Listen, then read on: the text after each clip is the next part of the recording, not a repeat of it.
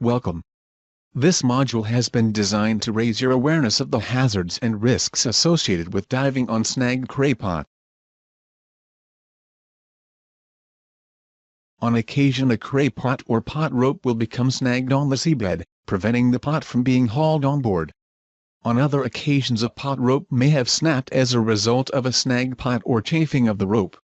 In these instances, it may be necessary for one of the crew to dive on the gear, using scuba or hooker gear.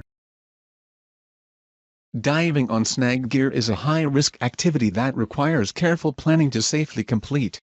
Only certified scuba divers should attempt to retrieve snagged gear. The first step is to assess if the conditions are suitable for diving. Large seas or swells or a strong tide or current will increase the difficulty and risks associated with diving.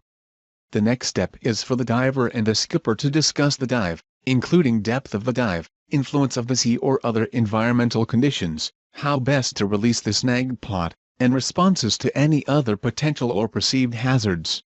A diver that feels uncomfortable or hesitant about the prospect of diving on the gear should not be forced to dive. A diver that is fatigued, injured in any way, or feeling unwell should not dive and should be replaced by another diver. The diver should then prepare to don the dive equipment, with assistance of the skipper or other crew if necessary. This includes donning a wetsuit and gloves to protect the body and hands from injury as a result of contact with the reef. The dive flag should be displayed, warning other vessels of diving activity nearby. The diver should enter the water after the diver and the skipper have agreed it is safe to do so. If the diver then feels uncomfortable about anything, he should call the dive off. The skipper should also do likewise if uncomfortable about the dive.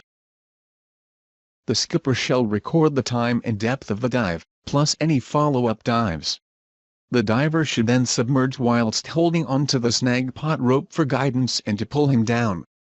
When the diver submerges, the skipper or other crew must keep an eye on the location of the diver's air bubbles, and warn approaching vessels to stay clear. A second diver should be ready to lend assistance to the diver if necessary, particularly if the diver's bubbles stop, slow dramatically, or flow freely or constantly, and should already be kitted up and ready to dive at a moment's notice.